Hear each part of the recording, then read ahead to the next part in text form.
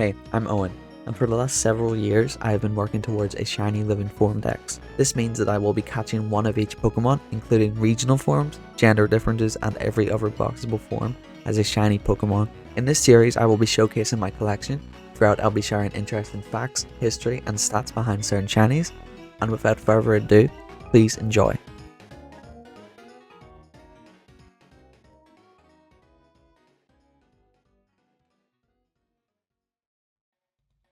Hi, welcome to the first video of my Shiny Living Form Dex overview. In this video we will go over my Generation 1 Shiny Living Form Dex. However, as this is the verse in the series, I'd like to give a bit of an introduction to myself. I'm Owen, and I've been hunting shinies for just under 10 years. I started initially just trying to get a few Pokemon in Sun that I thought had cool colours, but over the years it's become a hobby that I've been carrying and invested in. I can't remember specifically when the goal shifted to wanting to complete a full, complete Living Form Dex.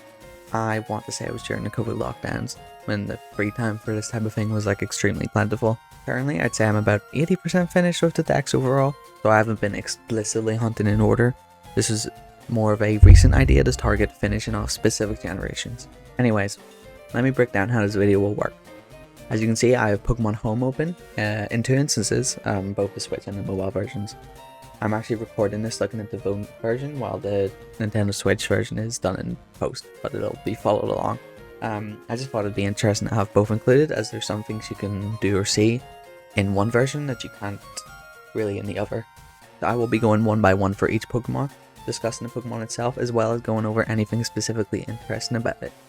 This could be a multitude of things, including the game it was caught in, the circumstances at the time, some personal anecdotes to go with it, or an explanation of, say, the nickname. So if this is your type of thing, or you would just like something to listen to in the background, please stick around. And yeah, I'll also include any videos or screenshots for any shinies that I have them for. So what are the rules for my Shiny Living Dex? I will explain this more when certain Pokemon come up, but the general rules that I've been following for my own collection are as follows. Rule number 1. All Pokemon must have my original trainer, which is OT, which in my case is B. There are some exceptions, such as event or home exclusive shinies, but they'll be highlighted when I get to them. Second rule is no Pokemon Go unless required. Similar exceptions as the previous rule, and if a Pokemon has been released as a shiny as both part of an event and in Go, I'd prioritize the Go form, as I prefer the notion of catching and obtaining it myself. And I do enjoy Pokemon Go, but when I started doing this challenge more, I decided against including them, mainly for stuff like the massive Go stamp that appears on the home in the box screen, and how plentiful the Pokemon were in community days. But that kind of changed for more recent games, making shinies like a lot more bountiful and more obtainable. But I think the main thing was the uncertainty, at least at the time, in shiny odds, where now pretty much every Pokemon is a 1 in 512 shiny rate, I believe, with the exception of stuff like raids or legendaries. But back then there was a lot of, you kind of never really knew. Some Pokemon were perma boosted, some were boosted in events, some were boosted just generally. So I kind of didn't like the idea of not really knowing until after I caught something and then researched it later. But yeah, that's why I haven't included Pokemon Go shinies in my decks. And if you include Pokemon Go shinies in your decks, or if you don't, it's just all a personal thing at the end of the day, so go for it. And my third rule is that all forms should be nicknamed. Some of my names will have reasoning, some are just random words.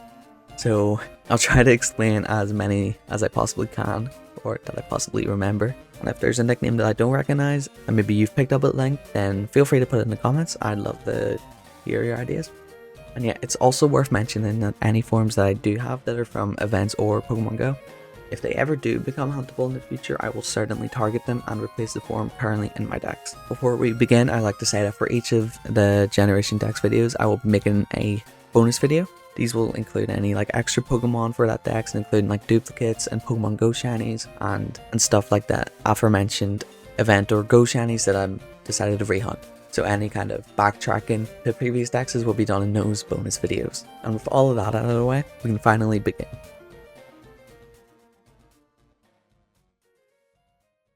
Alright, and the first Pokemon that we have is the first Bulbasaur, number 1 in the Pokédex.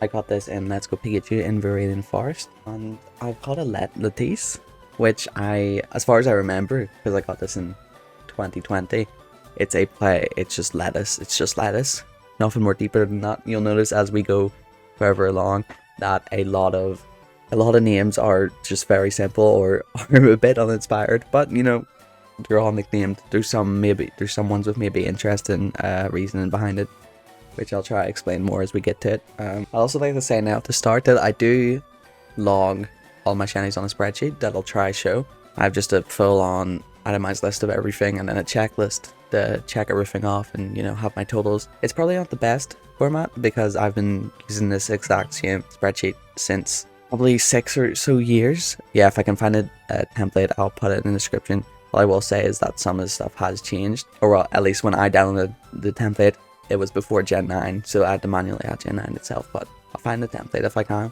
But back to Bulbasaur, you know, go Pokemon. Yeah, I remember this being a strong spawn in Let's Go Pikachu, so we're kind of being finicky to hunt for. But yeah, that brings us to Ivysaur. Got this one in Violet, actually. One thing I will say is, it kind of threw me off when I was making notes on everything, is that on the home mobile screen, you can kind of see it says ZA twice, once above the star icon at the top right, and once just above all the Pokemon's information. These, I think, display the last game a Pokemon has been sent in. So, for example, this Ivysaur, the last game I was sent in was ZA. The reason there's two icons is I think it sometimes gets more specific. Say a Pokemon's been sent in a sword, the top right icon will be sword, while the upper one will be sword and shield, just to show what kind of power of games it was brought into. The game, the way to actually see what it was actually caught in is down here where it says it was caught in the Paldea region and where it's first met and stuff. So that threw me off initially. I was like, there's no way I definitely didn't catch this many in ZA. I actually don't think there's going to be really any ZA in this video because I did finish this right before the game came out. So most you'll see from that is stuff like what's coming up, Megas, like Venusaur, but we'll get to that in a second. One last thing I'll say about Ivysaur is it's nicknamed Enveil. Again, I have no idea. I think maybe Envelope. I don't get really how that has to do with anything. Maybe because the bud is closed over. I can't remember. Again, I caught this actually not too long ago, honestly, like 2.5 years ago, but still, I forget. Anyways, Venusaur. This is a cool one. I've used Venusaur a good bit in playthroughs. It's a good old reliable Kanto starter. I did also catch this in Let's Go Pikachu, again in Viridian Forest. And it's called Brian. I don't really know why. This is off the bat start of the names, but trust me, some will make sense, and some will be slightly interesting. Something I would like to mention now are two things, actually. Actually, maybe 3 things. This is a Pokemon with a gender difference and 2 battle forms. So I'll go over the battle forms and how I'm kind of working those in. First up, Gigantamaxing. Something you will notice is, if you've at least used Home with Sword and Shield and whatnot, this doesn't have the Gigantamax factor. So Pokemon later will. And the interesting thing about this is it actually did have the Gigantamax factor, and I never removed it. The thing with currently transferring in the ZA is once you do, that Pokemon is locked into ZA and any future games. So the way it worked for Home before was that any Pokemon was tradable back and forth from Sword and Shield, BDSP, Legends Arceus, and Scarlet and Violet. But since ZA Home support has come out, as you can see, the only game it can travel to is ZA now. And what this, I guess, means is that if this Pokemon, for example, as it did have a Gigantamax factor on it, it has lost it. Now, I don't know if this is like still in the Pokemon internally, but it's not displayed here. So maybe a future game will come out and you can Gigantamax it again and the mark appears again. Currently, I don't know. It's a bit of a shame. I didn't notice going in when I transferred them, they'd kind of lose that mark, but regardless, if just like with shinies that I currently can't get or I haven't got, I will link back in a future video if the Gmax factor ever does become obtainable again. But it is a cool form. I'll show them on screen if I have screenshots or just the home render for the Gigantamax forms. And another form I like to mention is obviously Mega Evolution. And last but not least to mention with Venusaur is, of course, gender differences. I've separated any Pokemon that has a gender difference out. So first up we have Venusaur, which of course there is another Venusaur which is female. The difference is you can see the little bud at the top of its like flower. The male version doesn't have that. So that's the main difference there. Might be any more differences, so if there are, please feel free to point them out. I'll just I don't know these off the top of my head, so as we go through I'll try to point them out, but if not, please drop them in the comments. But yeah, this female Venusaur also previously did have the Gmax factor. It's gone, but it is called a cider, which I think it's just acid. Maybe you play on like cider as well, apple ciders, but no, it's just a cider. This one I have a bit more information on. Some hunts in my spreadsheet I've logged encounters and stuff or different phases. It's a bit inconsistent because it's been a year-long thing and there's, you know, varying motivation and whatever, but this Venusaur itself was caught after 17 phases of male Bulbasaur in Violet, which Violet's not too bad to phase in, but when the odds for a female form is, I believe, 12.5%, it's a 1 in 8 chance. Going 17 phases is a bit much, but either way it's done. And yeah, go Pokemon. Then we have Charmander, his name's Scorch, also caught in Let's Go Pikachu. And this is the first Pokemon I actually have the encounters for, which for this one is 7. And I believe I was doing, you know, usual catch combo as I have for most of these other Let's Go Shinies. But what I would like to briefly talk about for Let's Go is how most of these Pokemon you can see are caught in, say, 2020 or 2021. This was before we kind of knew how catch combo specifically worked. If you didn't know how we thought it worked, was that, you know, you'd catch Pokemon the same species over and over again and it would increase your catch combo. And then once you hit 31, the shiny odds have reached their max. So every catch they'd or every couple of catches, the shiny odds would increase. And then once you reach the catch, it would reach its max. How this was interpreted and assumed previously was that once you hit a 31 catch combo, you didn't need to catch anything else and everything in the area would be boosted. Turns out this was not true. The boost only specifically affected the next Pokemon that spawned. So when you caught, say, a 31st Charmander, another Charmander would immediately spawn after the catch, and this specific Charmander had the 1 in, say, 273 chance to be shiny. So the actual method is to keep continuing your catch combo. I'm building up this far, but a lot of these shinies, and we'll see coming up soon, is our hunts that went way over what they should have been if I was following this method. It's just kind of funny to look back on how things were interpreted differently, but it's cool to know now. And yeah, this Charmander's named Scorch because of fire. Awesome. Then we have Charmeleon and Let's Go Pikachu. I have only 2 encounters with this, which all in all is not too bad. It's named, we have, of course, obviously Charmeleon or like charcoal. That's where the char comes from, but I think it was just like a different pronunciation for the name Charlie. Let's go. And we have Charizard, which I'll say the first thing some people might immediately pick out on is the Dream Ball in the top left. So I did actually catch this Charizard in Sun. Well, I didn't catch it. You'll see here back in 2017, I met this on the branch, which is where I Masuda met. This is actually my 5th shiny ever in my first ever Pokemon save file. So back on my first game was Pokemon Sun. And I did a few shiny hunts for Pokemon I thought were cool, and Charizard was, I suppose, the 5th one. I was like, I need this. But of course, it's in a Dream Ball, which you can't catch it in those games, to my knowledge.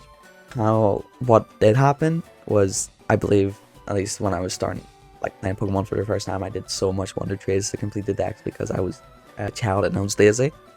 But also, it was kind of just fun getting around the Pokemon. And I presumably got a Charmander or something in its line in a Dream Ball, which just was used as the Pokemon in the ranch for breeding, which is why it's passed down. Which it doesn't really fit the Pokemon at all. It looks kind of goofy, but I kind of like that. It's kind of charming. And yeah, back to what I was saying about Venusaur. This guy has a Gigantamax form. It's gone from the factor's gone, but it's there on the screen, and it has a Mega Evolution. Actually, 2 Mega Evolutions, of course. How could I forget? Which I'll try show both. And something cool, I think it was on Venusaur, but I didn't mention it, is now Champions been out for, as the time of recording, almost a month. You can see that Charizard has visited Pokemon Champions. which I believe I've used this one quite a bit because currently it's pretty useful and relevant. And yep, it's named Lizardon because if you didn't know, that is Charizard's Japanese name, and I think I thought that was a cool nickname. And then that brings us to Squirtle. So again, let's go Pikachu catch combo. And remember what I was saying about long hunts, because we were doing the method wrong. This is a perfect example because this one I got in 2,793 encounters, which is it's absurd at the base rate, but especially if catch combos were how we worked, is how we interpreted them, this would be like nearly 10 times overall. But it's not. It's more like maybe a bit over 2 times, but it is what it is. It's funny to look back on. I think going that far drove me a bit crazy back then, but we were doing the method wrong, so it is what it is. Yeah, cool Shiny's got a green shell, and I've nicknamed him Leonardo. Of course, Teenage Mutant Ninja Turtles. He's a turtle. He's blue. Again, very specific for this one. Yeah, don't have any specifics for this one. It is named Rintaro, which is extremely random. It's named after the protagonist in the Steins Gate anime, which is a insanely good show. If you like, you know, like mystery and time travel and all that, it's really sick. I don't know why I gave it the war turtle. My assumption is I was just watching the show at the time, and I was like, yes, gotta name War Turtle after this.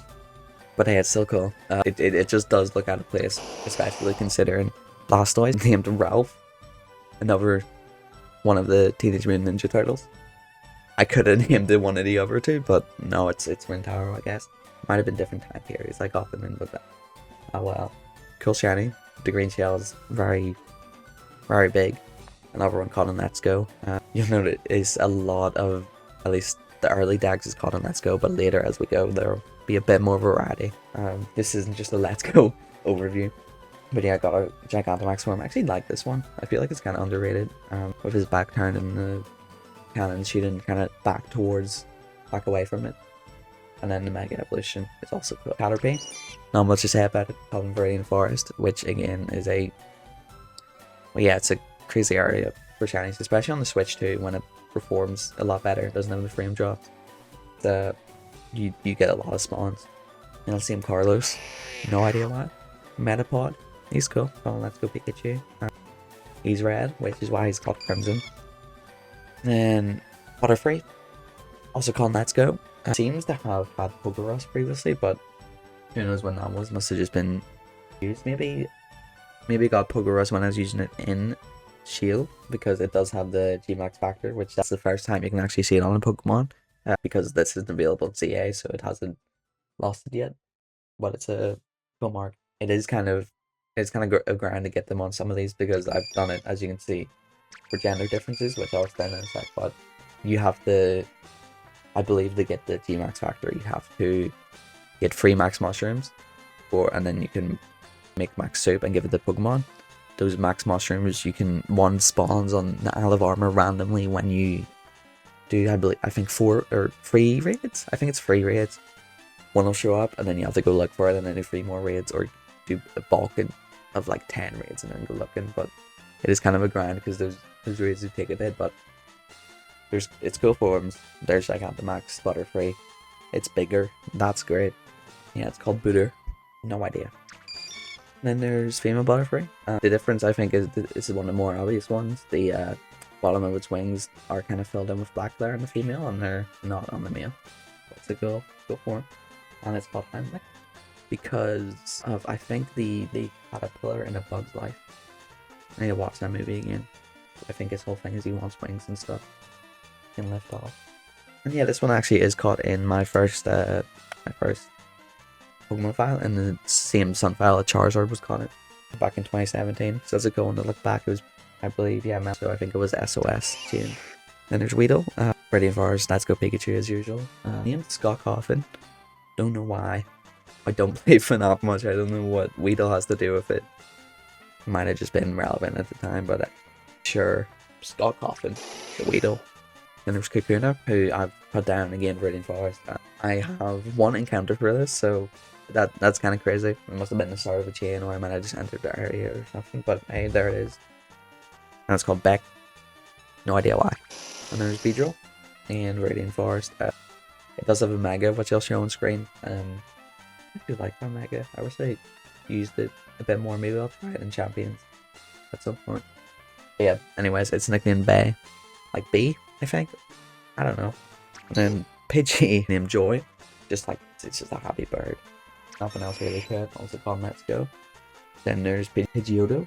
Bird, like a bird. We're really just writing it, the uninspired names down. But yeah, calling Let's Go.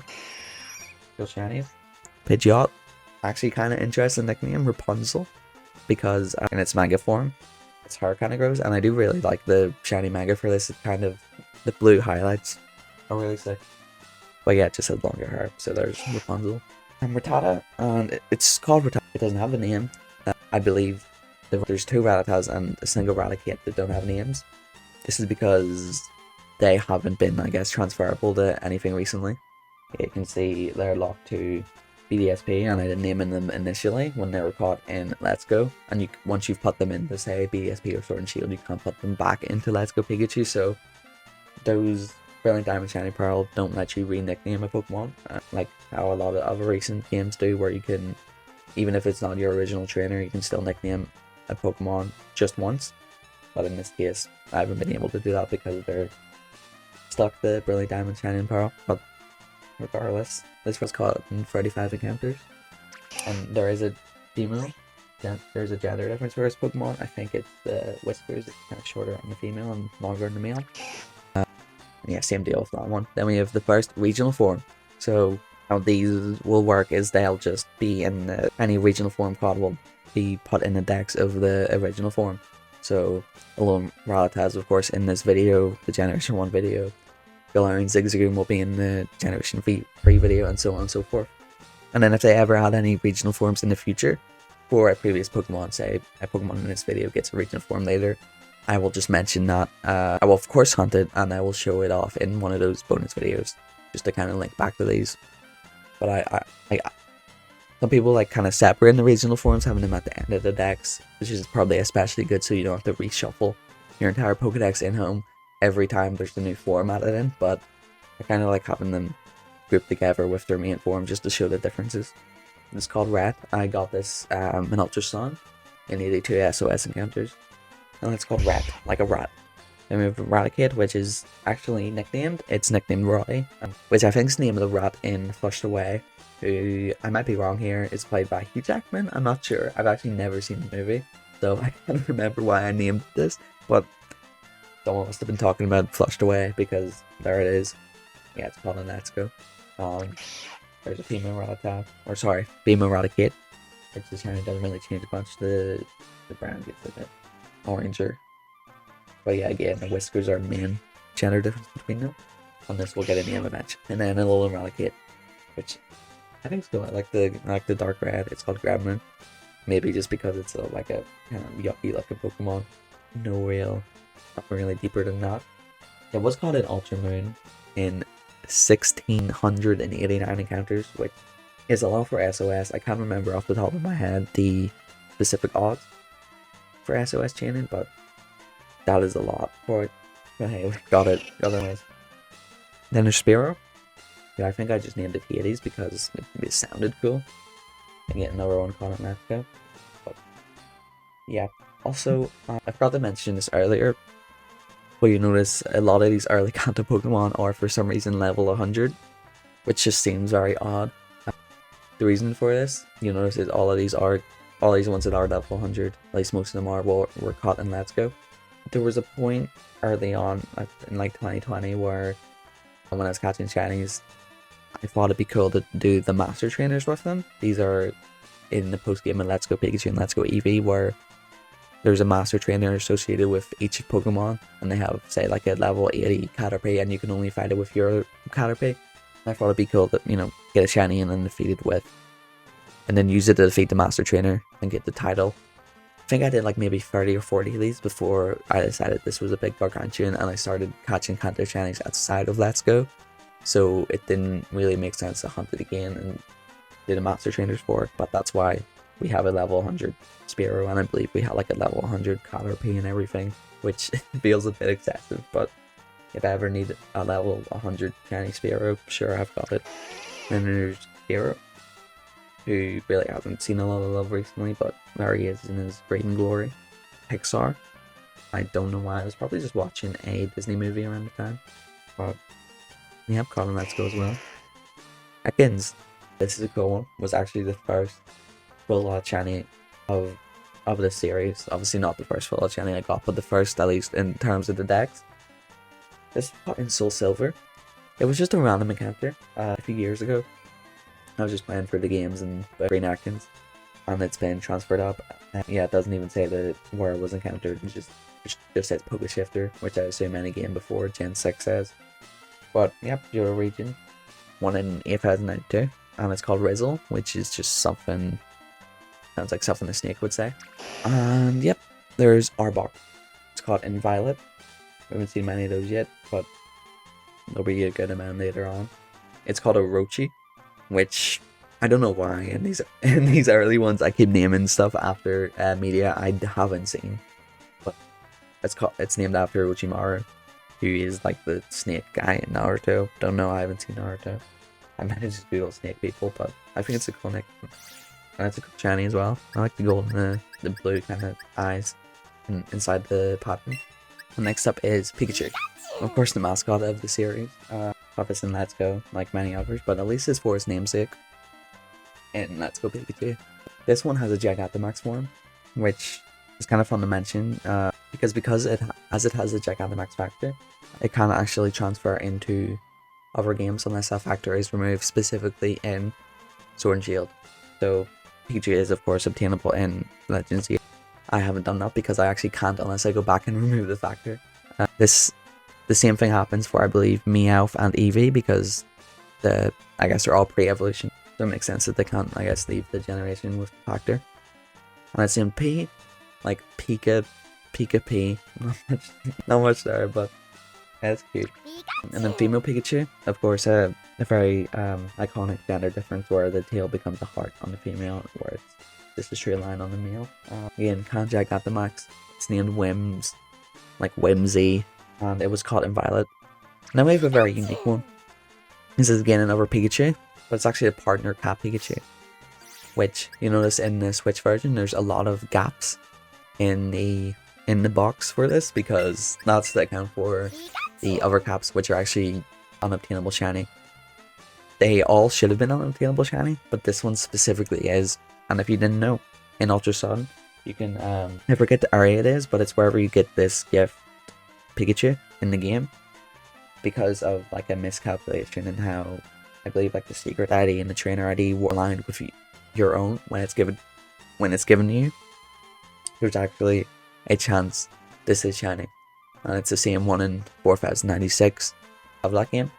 I believe there's also like a 1 in 4,096 chance that it can't be shiny because of some weird alignment with the like Ash's ID and secret ID with yours. But watch if there's a lot of cool videos explaining how this hunt works. There's no actual tangible shiny difference. Like if I had the model side by side with the non-shiny partner cat Pikachu, there's virtually no difference, except when you throw it out in the battle, it does the sparkle animation, and it has, of course, the red sparkles in home itself. But yeah, it's a very unique hunt. This was one of the last ones I got in for this decks. But yeah, it doesn't have my OT, because the only way to get this Pokemon is through that hunt in Ultra Sun. So it has Ash, and it's first met in 2017 Pokemon movie. It's got a ribbon. It's got the wishing ribbon. I can't actually rename this in any game just because of it being an event Pokemon and it being caught in a faithful encounter. So it's just going to be named Pikachu. Oh, it's so cool. Also, something I'll say while we have the first ribbon is another thing with transferring up the ZA. The ribbons don't actually display. I don't know if I have a good example here. Yeah, I do. So we'll talk about Raichu in a second. But down here, there's no ribbon section. So even if that Raichu had ribbons, or it doesn't actually display it. Which I didn't know when I was initially transferring as well. I guess the only workaround to this is any Pokemon that's transferable into champions as well. I believe they display the ribbons. So if Pokemon I've brought to ZA and I can't see the ribbons, but can go in champions. I'll try to show up on the screen if it does have a ribbon, but that'll be a very few cases. It's just kind of interesting to note if they got a ribbon from becoming a champion in a random game. Those will be like the only gaps in my boxes in the Switch version, probably for a good while, because who knows if those shinies are ever becoming obtainable. But I like having those gaps there. I was using the therapy page for the depositable Pokemon as a guide for how to like kind of lay out this decks, because it kind of laid it out exactly how I envisioned it. But yeah, moving on, there's Cantonian Raichu. We saw this a bit a second ago, but yep, it's caught in Legends Arceus, which is surprisingly the first Legends Arceus shiny of this video, but I think I was mostly done with the Kanto decks by the time that game was coming out. Actually, I think that's true, because a lot of these were caught in Scarlet and Violet, but I think anything that was in Legends Arceus I kind of already had in through Let's Go Pikachu. But yeah, there's Raichu. It becomes orange. It's got 2 megas like Charizard, which I'll show up now. I forget which one I like the most. I think it's the one that starts to look like Pikachu, like has the color scheme of Pikachu with this shiny form of it. I'll display whichever one it is, but it's cool. Hopefully it gets interesting abilities and champions. Being name choose, I choose you. Classic female Raichu. Again, the difference is on the tail. There's no heart shape, but you'll kind of see on the female it's kind of cut off a bit, whereas on the male it's just like the full sharp angle is there. And yep, funny enough, this one's also caught in Let's Go Pikachu, so it just must have been the male. And it's called Serge or Sarge. I don't know. I think I named it that because I was like, yeah, sure, interesting name. And also Lieutenant Surge in Vermilion City, the gym leader of that city, has a Raichu and primarily uses electric types. If somehow someone got to this point of this video and didn't know that Lieutenant Surge uses electric types, now you do. This one's actually kind of special because you'll see here, I was caught in the Sunfowl that a few others have been caught in. This was actually my first ever shiny. Back in, of course, January 2017, I SOS chained a Pichu just because I was kind of interested in getting a shiny, and then like I eventually got this and evolved it in those games to a Alolan Raichu. So my first shiny ever, which is kind of crazy to say, was 9 years ago. Yeah, nearly 10 years, which is wild to think about. But there's Pancakes. It's a really, really cool shiny, one of my favorites. And it's named Pancakes because, of course, the forms connection to Pancakes in the anime and also just in the lore of the games. That's very cool. Then we have caught in Let's Go Sharp, little green shiny, and Lowland Sentry, caught in Ultra Moon after 393 encounters. Caught it Igloo because it looks like an igloo. I do like the blue kind of belly it has. Cantonian Sand Slash, named it Dune, of course like a sand dune. It was caught in Let's Go Pikachu, like many others in this video, but I think it's a very cool shiny, and I like having it level 100. I think it was useful a lot in Sword and Shield raids. And then a Lone Sand Slash, also caught in Ultra Moon after 393 encounters, which is pretty close to its pre-evolution. But that's cool. It's I think it was a version exclusive. I feel like it and Vulpix, little Vulpix in those games were different versions. But it's named Spike with a Y because I guess it's got big sharp spikes coming out of its back. That's cool. Then we have Nidoran Female, which caught on Let's Go as well. It's called Demise. I guess it's just a warning of doom, and there's not much else to really say about it. Then we have Nidorina, also caught on Let's Go. It's called Plague. I think it's the Harbinger of Doom. I don't know. And going away from that naming convention, we need a Queen, which is named Stampede. I think because it's caught in Shield. This one was actually Dynamax Adventures, just one of the Pokemon you'd use on your lead up to the Legendary. And this one ended up being shiny. So it's also called a Luxury Ball, which that's cool. I think I had so much currency in those games that I just bought 999 of every ball and started catching Pokemon in Dynamax Adventures in Luxury Balls. But yeah, and then that obviously brings us to the male Nidoran line. Nidoran male called Let's Go, nicknamed Vitaseed, which I assume this is only a UK thing, but at least back when I was younger, this was like the nectar of the gods. This was a blue kind of soda drink, carbonated drink that you get primarily at like Chippies near you, and getting like a sausage and chips, as well as a bit of seed. It was the best life could ever be, is all I'll say. And it was blue. It was very blue, like how Nidoran meal is very blue. And then there's Nidorino.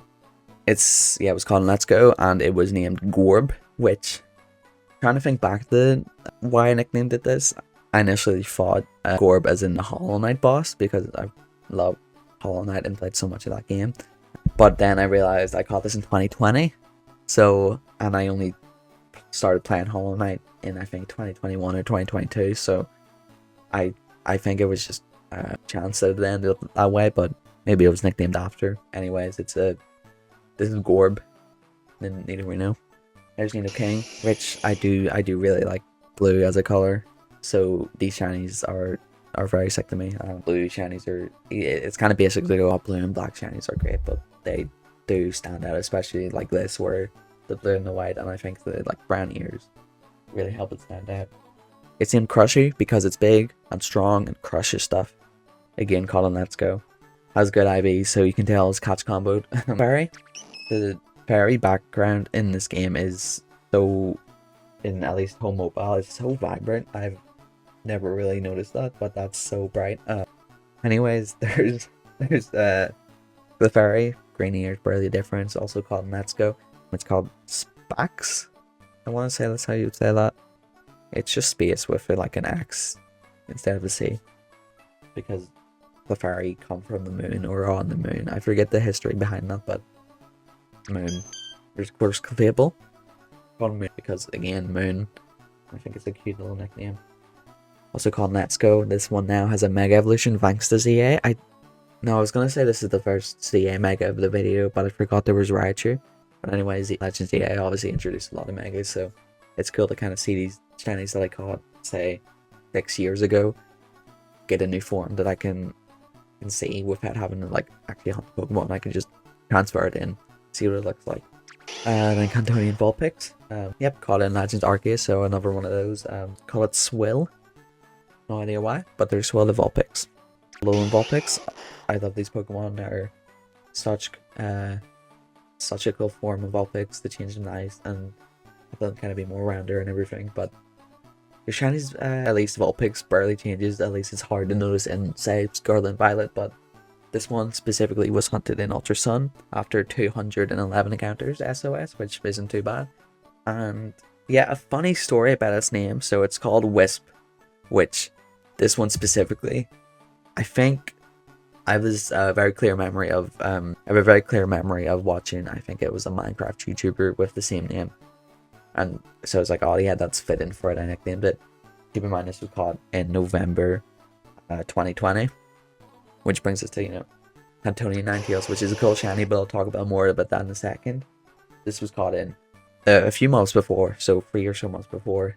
It's also called Wisp, which does make more sense for, Cantonian Ninetales, of course. The fire aspect that Will-O-Wisp is literally a move it currently has.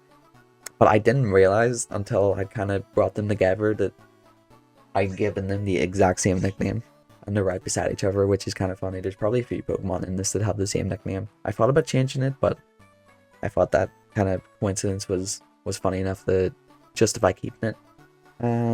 But yeah, Cantonian Ninetales is such a good shiny. Again, I'm a sucker for the blue, especially with grays and whites and blacks and stuff. Just those color combinations look really cool. So those Ninetales, and I've explained the name. I was caught in not Let's Go Pikachu, Let's Go Eevee. There's barely any shinies called Let's Go Eevee in this because I got it like very later on, and it was mainly for version exclusives that can hunt in other games. But this one in particular was actually a part of a batch quest I did in Let's Go Eevee. Currently the only batch quest I actually completed, funnily enough, but it was very fun. This one I caught in 38 encounters. I'll try to show as I go along a little display of all the batch quest members that show up because I had a lot of fun doing that playthrough. And then there's Alolan Ninetales, nicknamed Snowy because snow. Yeah, also caught their song. Again, it was a version exclusive. I think I said that earlier. After 435 encounters. And yeah, Manakila. But yeah, a very cool, nice shiny. I tried using this in Champions when it came out. It's like a as a main team member, switching in and Aurora Veilin with Snow Warning. I didn't really get too much out of it. Regardless, cool Pokemon, big fan. Puff, what's it called? Let's Go. Just has green eyes, but it's named Hungry, which if you've followed the Smash scene at any point ever, you know about Hungry Box, the Jigglypuff man, which, yeah, it's just named after that. I'm not too big into Smash. I played a lot of Ultimate and a bit of Melee, but it's a whole community that I've seen like peeks into, which is why it's named after Hungry Box. And then, of course, going after that, we have Wigglytuff, which is named Box. Of course, you know, finishing the Hungry Box nicknaming convention, but yep, also called Let's Go Pikachu. Let's go. And then we have Zubat, which this is a strange evolution line in my decks because I think I had them as like, you know, the entire male female Golbat male female from Let's Go Pikachu, but over the last few years they've been slowly replaced by random Chinese Zubats I keep getting in older generations. So for example, this Zubat I caught in Sapphire. This one I was actually doing a hunt in Granite Cave for that I never actually got because I just ended the hunt, but it was one of the this Zubat was one of the phases, and it's named Fang, like Bat Fang, because Bat got Fang. Bats have fangs. They got them. Again, there's another full odds Chani. This was caught in the same Soul Silver file as that Atkins, which that file got so many random Chanis just playing for it. But there's Gordon, named after Barbara Gordon, Batgirl. I think I had a kind of Batman naming convention at some point with these, but I think it's cool. And the gender difference with these two is, what is it? It's hard to tell because they're moving so much. I want to say it's to do with their teeth and the size of them, but if anyone has a concrete answer, please let me know. But yeah, let's go. Then there's Golbat named Bruce, tiny female Bruce Wayne, Batman, of course. Another one caught in a Gen 3 game. This was on Ruby on the account. I think I was double hunting it with my DS Lite and GBA. But yeah, it's 1 in 192, which is cool. But I keep getting these full odds to do bats that are slowly taking over.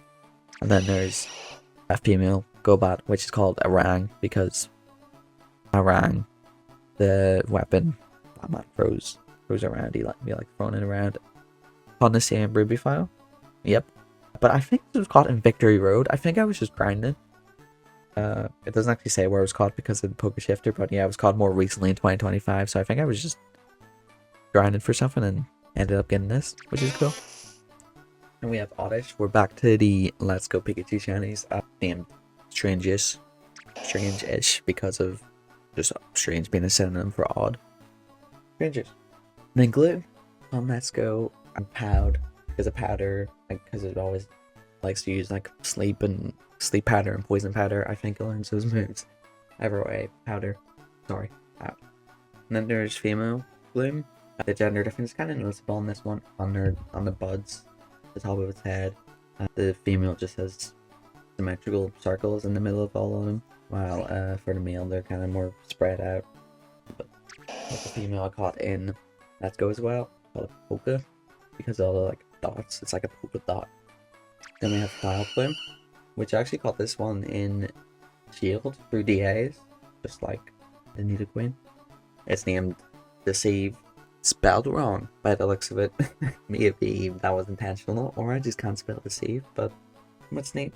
And then there's female Fire Plume, which like the gender differences on Gloom, you can see the circles at the top of it on the petals have a different pattern than the male. There's Patters, called Worth. Maybe I just thought it was worth it. Arzak, called Scrim or Scrime. I'm really just making up words with a lot of these. I'm realizing the further I go along, I'm just kind of putting text in the box for the sake of it. But there's Scrim, also called Let's Go Pikachu. Again, another one called Let's Go Pikachu. We have Venom called Natter because the not part of Venom. I just made it longer. Let's Go Pikachu. I like the blue. I like blue a lot. Have I mentioned that yet? More blue. Like this guy, I like Venomoth. It's called Cerulean, obviously because it blue. It is blue, but also because I believe I caught this in the route above Cerulean City. Route 24. Yeah, it's the ones one of the two routes just above it where you go to meet Bill, and there's a nugget bridge and everything. So it kind of fits in that way as well. Diglett, it's also called Let's Go. It's called Shaman, which I'm actually pretty sure is a Hollow Knight reference for sure. Trust, because there's a kind of item you can equip, a charm called the Shaman Stone, which is really good. I don't know how it fits in a Diglett. I think it's just similar colors, and I was just playing Hollow Knight at the time. But Shaman Stone, please play Hollow Knight if you haven't. It's a great game. Then there's Alolan Diglett. I have a very vivid memory of me getting this. It was in Ultra Moon after 581 SOS encounters. At the time I was bought this, I was watching Demon Slayer on the side. Of course, when I'm shiny hunting, I'm not, for the most part, primarily just shiny hunting, because that would get a bit boring very quickly and a bit repetitive. So it's nice to have something you're mainly looking at or watching, like a stream or a show. In this case, I was on Demon Slayer episode 19, which, if you've seen, is a very pivotal episode in the show. I'd say it's where I think it's definitely my favorite episode of Demon Slayer. I think afterwards it kind of fell off with the future seasons, but I won't get into that. This isn't a Demon Slayer plot discussion video. This is a shiny Pokemon overview, which I remember watching that episode and then getting to kind of like the peak moment, and then this appeared right as then, so I was like, what is going on? But that's cool, and it's named Terra because of like a tuft of hair, because it's got a little tuft on the top of it, so a tear. Dog Trio, there's 3 of them now. That's great. Caught on Let's Go and Blue Nose. I'm a little Dog Trio. On Ultra Sun instead of Ultra Moon.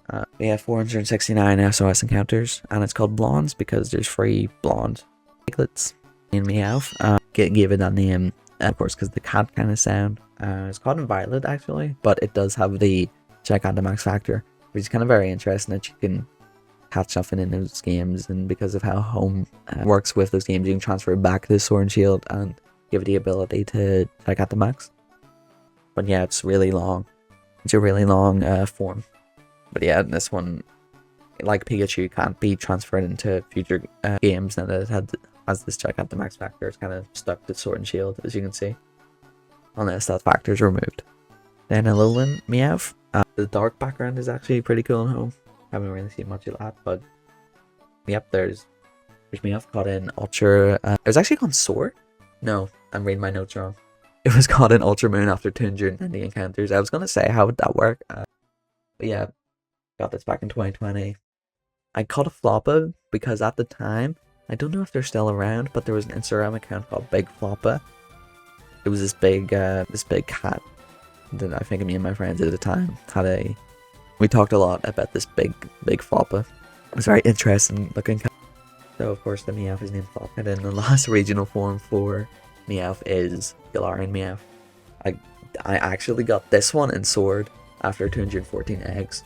Pseudo Method, Bridgefield. Yeah, that's the area I think beside the ranch or daycare, sorry, in the wild area. And you'll notice it's named Blue, when often about this Pokemon is Blue. But I have a friend whose cat is named Blue. It's a very cute cat, so I named this Meowth after it. Then we have, this is another one of the Let's Go EV Badge Quest members. One of the first, it might have been the second, it was caught on Route 25, so kind of just after the second gym, so it may have been the third, but I'm not too sure. I'll try to have like an order in the image that keeps popping up, but we'll see. Not much difference is that though, but it was fun to use, and especially the ride-on in those games. You could take a singular Pokemon out of its ball. Most of them followed you, but there was some, like Persian for example, where you could ride on and it was really quick. I think Persian was one of the fastest, at least on the ground. But I'm not too sure. And it's named Lucy. I have no idea why. Alolan Persian. I caught Ultra Moon after 46 SOS encounters. And it's named Darkfield because it's Garfield, but dark was the entire inspiration behind that name. Psyduck I caught in Let's Go Pikachu. I have a lot of Psyducks, which you'll probably see in the bonus video. This guy I just keep getting in games like Legend Arceus, Scarlet Violet, and ZA as duplicates, but I said that it's not in ZA. But I have a lot of these just from facing on other hunts. But this one from Let's Go, there's Alex. Daisy Duck. Then that brings us to Golduck, which another one of the first shinies I got in Sun. I don't want to say this was random. I feel like I targeted it. I don't really know why. Golduck was one of the first few shinies I was like, I need this. But it supposedly is. And it's named Daisy Duck because of Disney Daisy Duck. It actually has a ribbon. Has a little champion ribbon, so I must have put it in a team while I was grinding levels for the Elite 4, because you notice this Golduck itself is level 45, so it definitely wasn't helping the Elite 4, so most likely a rematch. And then there's Mankey. This is another Let's Go shiny. It's called Agaha, which I guess is just a noise that I heard, or just named it after. This guy's green. Primate, which is also called Let's Go Pikachu. It is named Zote, which is yet another Hollow Knight reference. This guy that you try to save in the game that ends up kind of being really egotistical and stubborn, but he's a very funny and interesting character. Nothing related to Primate though. That Hollow Knight's a bunch of bugs, so I haven't really nicknamed them corresponded. But again, I was probably just playing Hollow Knight at the time. We have Cantonian Growlithe. I do like the shiny. I do like yellow a lot on this, and it's named Alphonse. I used to play Fire Emblem Heroes a lot, and I think this is the name of the main character in that, the main like original character that you'd have. But no, I fell out of that game a lot. But no, I was only into it for a tiny bit, but still a fun game. And then there's Legends Arceus, of course, and it's called Oos. Don't know why, but it is a cool shiny. I like that it retains the color of the Cantonian version. Same with the evolution. Arcanine. This is a very cool one. It was my first Let's Go Pikachu shiny. I actually caught this in while I was just playing for the game for the first time, so I think it was after the second badge. I was going into Vermilion and it showed up, and it just showed up randomly, and I had to double take because I didn't know how shinies worked in that game yet, because I was just playing for it for the first time, and then didn't really, I think I struggled to catch it, so I was very scared it would run away. But no, I caught the Growlithe and used it on my team for the rest of the playthrough, and it's called Pupper because I guess it's a dog, and I guess I was red-pilled in the day, and it was, I guess, past the Sword and Shield where it did get the Galar Champion ribbon, so I think it was used in a rematch. But that's interesting. And there's Hisuian Arcanine, of course, Legends Arceus as well, nicknamed Roderick. I guess just the guy at a Diary of a Wimpy Kid. There's no specific things. Maybe the brick and the row at the start is meant to imply like a rock, because it's a rock type. No clue there. But it's a very cool shiny. I really like this Pokemon. Then we have Poliwag, nicknamed Scarlet. Sorry, I caught it in Scarlet, which is the first Scarlet shiny of this video. At least when I play free games and I get the other version, I'll use one version specifically as a main one. I don't have any like reason for which one it is. It's just whatever I choose first. So, for example, Let's Go Pikachu. You've heard me say it a million times this video. I use that a lot more than Let's Go Eevee. I play Violet more than Scarlet, Shield more than Sword, but I have both to go for like version exclusives and stuff. But yeah, Poliwag, it's called Convergence, just I guess because of the swirl thing in the center of its body goes down to the center of it. But maybe it's named after that, or maybe I was watching Jujutsu Kaisen, which is another anime, but there's a character who uses a blood manipulation technique that's called Convergence. Maybe it's named after that. Probably not. You'd think I'd remember a lot more of my own nicknames, but a lot of these are kind of just done in the moment. I'm more focused on the shiny itself, and I'm like, oh, I'll give it whatever nickname is like happening to me right now. So going back is kind of difficult to piece it all together. But yeah, there's Poliwhirl. This is an example that I can kind of at least figure out.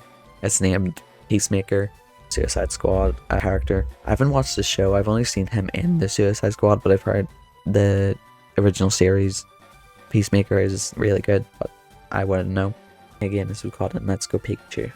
Then there's Poliwrath, and you'll see by the luxury ball that this was probably caught in Dynamax Adventures. Yep, it was. 310 DAs I have for this, so I think I was going for a specific target. I don't recall what it was, but Yeah, I got this one after 310, which I think the odds for a shiny with charm in those games in the Dynamax Adventures is 1 in 100. So going 310 without a shiny is a bit crazy, but hey, it resulted in Poliwrath, which is a cool shiny. I like how it's different from the others. It becomes green. It's called Hydrist, I guess, because water. Be hydrated. And Abra. This was caught in Let's Go. I guess it didn't flee, which is nice. Called Abra. Nothing else to it. And then there's Kadabra caught in Legend Arceus. I think both the male and female Kadabra are caught in Legend Arceus because, again, this is another Pokemon with a gender difference. Yeah. Oh yeah, of course. The gender difference on this one is the kind of whiskers, or like the whatever it is, like the kind of mustache looking thing that comes off the face. It's a lot longer on the male variant. But yeah, the shinies don't really change much of the main form for this Pokemon. This one's called Fork because it's holding a spoon. Make that make sense. The female Kadabra is called Split. Don't really know why. And then Alakazam. This one actually changes a lot. It's actually a nice, very interesting. We also haven't had a Mega Evolution in a while, I believe. So there's that one for that. But yeah, this one is actually kind of interesting. Again, it was on the Granite Cave hunt that I was doing in Ruby and Sapphire for Aron. This was after 2,374 encounters. I have that specific number. I didn't for the others. I think I was counting for some phases, wasn't counting for others. But it's called Reclaimed, mainly because I did fail one previously. I did encounter one in the Granite Cave and threw a ball and it teleported. So I think I do have a video for that, which I'll try to show. Or maybe the videos for this one specifically, but either way, I caught this one, which is kind of cool to have a Gen 3 shiny already all the way transferred up. I know a lot of people prefer to kind of keep their shinies in the game they were caught in, which is completely valid for the purposes of this like living dex that I'm trying to complete, and just for completion purposes. I do like to send them up to home, even if it kind of loses the rarity or like luster of the and like initial sprite work and stuff.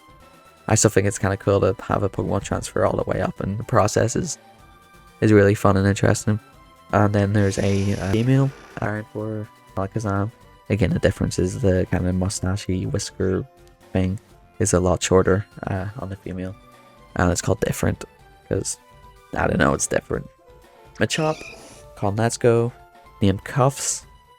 Don't know why. I guess it just punches. That doesn't really explain it, but regardless. Machoke, called Let's Go as well, named Mato, which is yet another Hollow Knight reference. There's these Nail Masters in the game that give you like a specific technique for your main weapon, the nail. So the Nail Master Mato gives you the Cyclone. Nail Master Mato gives you the Cyclone Slash, which is a cool one. I think it's the one where you spin around. I'm not too sure. Again, play Hollow Knight. If you get anything out of this video, it's that you should play Hollow Knight and Silksong. They get greener kind of as you go, which is kind of interesting progression. But another Let's Go Eevee badge quest member. I remember this one being very useful in the battles, and yeah, I can't remember how I evolved it. I can't remember how I evolved it in the playthrough, because I would have had to either know someone with Let's Go Pikachu to trade with and trade back, or find someone like through Reddit or Discord that would help. And I don't think I knew anyone that actually owned Let's Go, so I think I just trusted a stranger to actually trade it back, and it worked. So Sean's made it to this current day because of that. But yeah, it's called Sean because it just kind of feels like a Sean, doesn't it? That probably doesn't make sense, but like it feels like a Sean. Oh, and he also has a Gigantamax form. Forgot to mention that. Big flaming hands. Kinda cool. Bellsprout caught in Violet, actually, in Kitakami, I believe. Yep, Apple Hills. Named Tanuki. I must have been playing Mario 3D Land at the time, because there's the kind of Tanuki leaf that you can get to turn Mario into his little Tanuki form. But it's on Bellsprout. And Weeping Bell is called Dab. The shiny dart is it kind of looks like it doesn't change much, but I do like how the colors kind of blend in each other. makes it seem more plant-like. Violet as well. And we have next up yet another Let's Go Eevee Badge Quest member in Victory. But this was actually the first one. I got this in Viridian Forest, believe it or not. But I just remember how long this taken so long, because again, the method that was being used was not how the method we were using back in the day was not how it actually worked. So I was doing catch combos of Bellsprout and getting them at 31, and then nothing was appearing. I remember there being a gap of, I think, by the time I got the first phase of this hunt, which must have been a Weedle or something along those lines, I'd put in 40 hours to the file, which felt absurd because of how many Pokemon spawn in that area. And I believe this one took a few more phases after that, because I guess technically it was the full odds, because I know lures, the catch combo was counting because I was getting to 31 and leaving it, and yeah, all the spawns were 1 in 4,096, which explains a lot. But I think a lot of the hunts after this victory battle weren't too bad. It's also a kind of underrated shiny, I think, and it's got a Mega now, where he's all big and stuff, which that's cool. I'll show that. To Tentacool, brings it to Tentacool. Let's Go Pikachu, named Uoma, and also named this after yet another Hollow Knight character, so specifically an enemy. It's like this little jellyfish kind of thing, which is kind of the first Hollow Knight reference that has fit the Pokemon. And you'll see next up with Tentacruel, also called Let's Go Pikachu, it is named Umu, which is kind of the name of the boss of that area, which is a bigger Uoma, whatever, but it's just a bigger kind of jellyfish. So it kind of fits for these guys, at least in terms of like design and appearance and stuff. We have Geodude, caught on Let's Go Pikachu, very gold and very vibrant. I named him Mitosis. I can't really justify that one at all, like a lot of these, but it's called Mitosis. I'll not mean to hint that, but I mean currently I've caught over 1,100 Pokemon for my Shiny Living Form Dex, so most of these names are very uninspired and very just name them whatever, but sure, there's Mitosis the Geodude. We also have Walls the Alolan Geodude, which I got in Violet. This was actually the last Alolan form I needed for a time, because when I was kind of going for all of them, I was using Ultra Sun and Ultra Moon, and I think in those games you can SOS chain Graveler, but not Geodude. So kind of my only option for those was to breed, and at the time I didn't really want to do Masuda method in Gen 7. And I also know you can SOS it in Sun and Moon, which was my plan when I eventually got around to replaying through those games, but I still haven't got around to that yet. So when it was released in Violet, in Blueberry Academy, it just made more sense to kind of get it that way. Then there's Antonian Graveler named Walls. Sorry, it's named Cascade. That was the little Geodude. I'm reading my notes really terribly here, but there's Cascade. This one actually, before I move on Soul Silver, another random encounter in those games. This is, I think, the third of this video. There was a random shiny in that save file. I don't even think I played it too much. I think I have at most like 100 hours on that file, so the amount of random shinies that have came from it is kind of absurd. But it's cool to have another one that's transferred all the way up from the DS games. And then there's a Alolan Graveler, Bowl, like Boulder. I called Ultra Moon after 129 SOS encounters, so pretty quick hunt there. Now we have Cantonian Golem, caught in Let's Go. Surprise there.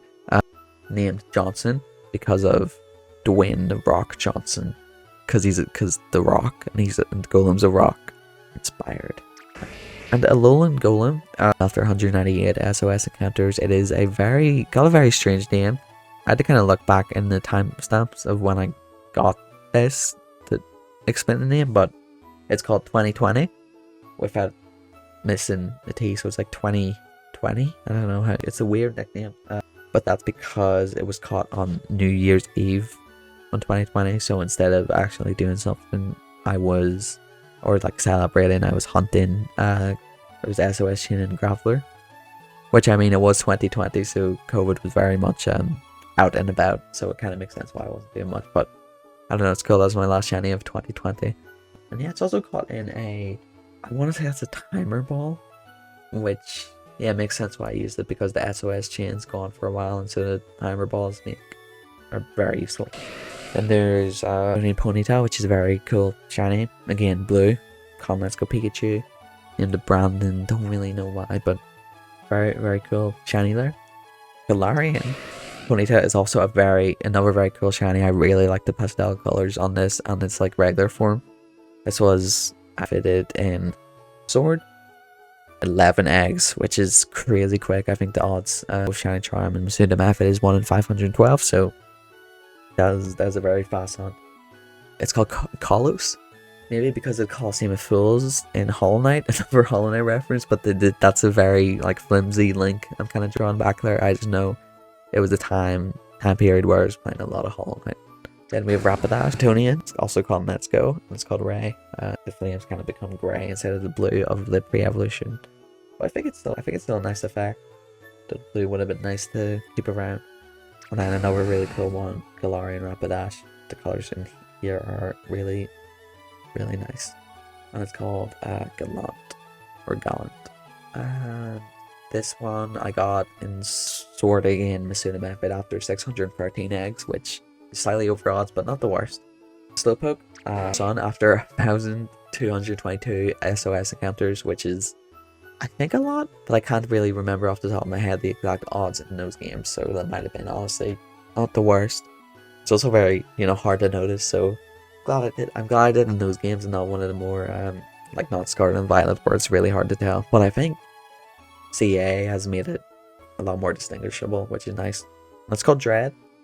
I think I was playing or waiting on or watching a trailer for Metroid Dread. I'm thinking, in that summer of 2021, I was having a Metroid phase, which are a very cool series of games. I need to get around to Prime 4 at some point, but I've heard mixed opinions about it, so maybe it's not worth it. But there's Slowpoke. Don't really know why it's named after Metroid Dread in that case, but I'm just naming stuff to name stuff. Galarian Slowpoke. It's named Tato. I think like the crisps. If you've heard of like Ireland in general, oh my god, the Tato crisps. They're iconic, and this guy's yellow, like the main mascot of those crisps. It's very yellow. And yep, caught in Violet. This was just in the coastal biome in the DLC. And there's a Hamptonian Slowbro, caught in Let's Go. This one also has a Mega Evolution, so I'll show that on screen. And I call it chill. I think he's just a chill guy. I don't think there's really much else to go in it. He just like, what about him is not chill?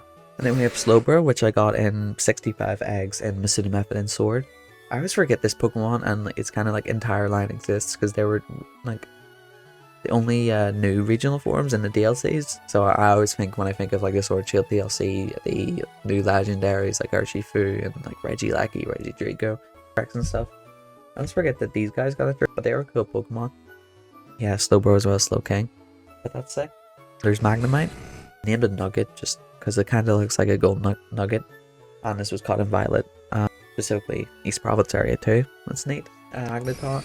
This is yet another Let's Go EV badge quest member. Got this in the power plant. And this was a fun one to use, even though it's not obviously fully evolved in the Magnezone, because Magnezone's not in those games. It was a cool type in the use. And it's called Tress because there's 3 of them. And yep, Farfetch'd. One of the last ones I got for this dex. I got this one in Let's Go EV called Fours. After Fours and specifically Vinland Saga, which is another animated I think is really good and everyone should watch it. And going along with that theme, I named the Galarian Farfetch'd for Finn, the main character in that show.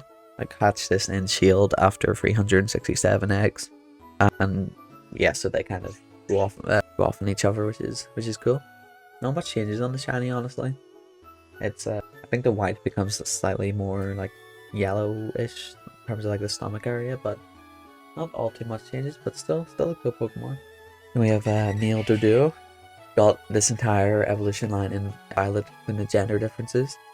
So this one, the male Doduo is called Jabber, as well as the female Doduo is called Yabber. So just a yapping, because they're birds and there's 2 of them and they keep talking with their beaks. So there's 2 of them. Their gender difference is very noticeable. It's the male, the necks are black, while in the female they're just the same color as their legs. And then there's male Dodrio. These are all very vibrant green shinies, which if you haven't seen them before, a lot of the Kanto shinies follow the same kind of green or yellow or brown like kind of color palette. Not sure if that's how, because of how they were like algorithmically chosen back in Gen 2, or just a design choice. Either way, I still think it's good. I still think these are pretty cool shinies. Not a lot of my favorites are in Generation 1, but I think it's still like a solid lineup, and I like how kind of consistent they are. But back to the Dodrio. It's called Plux, because bird and it plucks. I've always wanted to use this Pokemon in some playthrough. I think I will in the Fire Red Leaf Green ports on the Switch too, because I haven't really played through those yet. It'll be nice to use one of these on a playthrough. And then there's the female. Again, the main difference is their neck between the genders. And this one's called Pex, because it's again a bird. The Pex. And this one also has an uncommon mark. The first, at least, that I can show in home that has the uncommon mark. That's cool. I do like marks. I wish they showed up in ZA. I hope they don't get like removed or kind of mitigated in Winds and Waves, because it's just a nice little addition, and then you can put them you can give them a title as well. It's the more indicators of uniqueness or rarity, I think the better. I mean, this whole thing is me going for shinies, which are just a unique version of a Pokemon that's slightly rare. And we have Seal. This guy barely looks any different than regular Seal, at least in some games he's more noticeable than others. Another Let's Go shiny, I named it Seymour, like the name Seymour, except the Y is replaced with an A, so it's like C. Because it's in the sea, it's a seal. And we have Dugong. This is probably slightly less noticeable than Seal, especially in Scarlet and Violet, where some of the colors are a little more desaturated. But yeah, I call it Blup, because that's kind of a sound I feel like it would make. It's kind of like a bubbling sound. And it's got a dawn mark. So it's an early riser. I think that's the time of day you catch it and there's a chance, but I'm not too sure on that one. The in-game time of day. Not that. And then we have Grimer, pop from Let's Go. Cantonian, name I forget the next explanation of, but yeah. Then there's a Alolan Grimer, called Ultra Moon, 336 encounters. Called a Usual. I don't know why, but it's a cool shiny. I do like this regional form and its evolution. They don't change too much, but I think when I first played Sun and Moon, they were like the first regional forms that kind of stuck out to me, and I really like just the subtle differences, especially in how their shinies take their regular color of the Cantonian version and apply it to their main body, whereas like Cantonian Grimer is normally purple, its shiny's green, whereas in the Alolan forms it's still right around. I think it's really cool. And then there's Cantonian Muk. This wasn't caught in Ultra Moon like the previous one. This was caught in Let's Go Pikachu, but it's named a moon. I don't remember why, but it's a cool big guy. And then we have Alolan Muk, which again, I'm a big fan of this regional form. Again, this is another Pokemon that I caught on my Sun, my first Pokemon CFI. So yeah, back in 2017, and looking at my spreadsheet, this is the 6th shiny I caught or hunted for, which it's a random one to go for as your like number 6, but I think its typing was very interesting and thought I needed it. And yeah, I do like Sludgy. It's just Sludgy because it is sludge. No, a very cool Pokemon. I'm a big fan of. I like how its colors kind of melted in each other, and it has the little champion ribbon. Because I guess I brought it to the Elite Four. Shelter.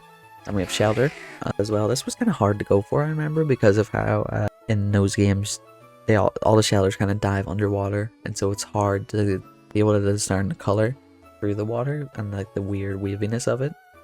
But I eventually did get it. That's called Plinth Cloister, which I got in Let's Go Eevee, and it's another Batch Quest member. It's not as high level as the other, so I don't think I took it to Elite Four. I think it was one of the last team members I caught later down the line. Yeah, it was Seafoam Island, so it was either like the 6th or 7th badge. I named it Gushin because it kind of reminds me of those enemies in Super Mario Odyssey that spout out water and you can capture them to kind of jet forwards or upwards. And there's Ghastly. It and Haunter are both caught in Legends Arceus, just in the Crimson Irelands. But they're cool shiny. I like the blue tongue the Haunter has. Yeah, Gengar. Caught in Let's Go Pikachu, actually caught in the Pokemon Tower, which is I think a cool area. It feels fit in for this Pokemon. It again has a Gigantamax form and a Mega Evolution.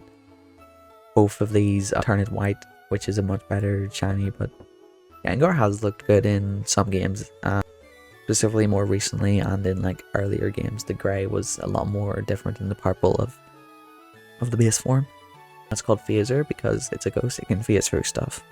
Then we have Onyx, which yet again is another random encounter in my Soul Silver file. The amount of these that like happen is absurd. I think this is the last one, but the amount of them that showed up is crazy, and it's a nice shiny. It follows the same kind of greeny yellows that a lot of these kind of do, but it's cool nonetheless.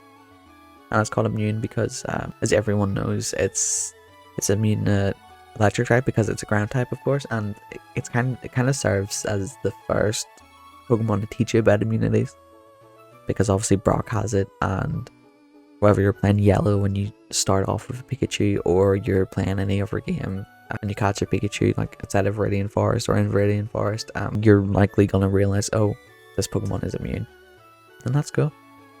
And of course, like the anime showcased it as well as a very important early plot line. But yeah, 1,092 shiny.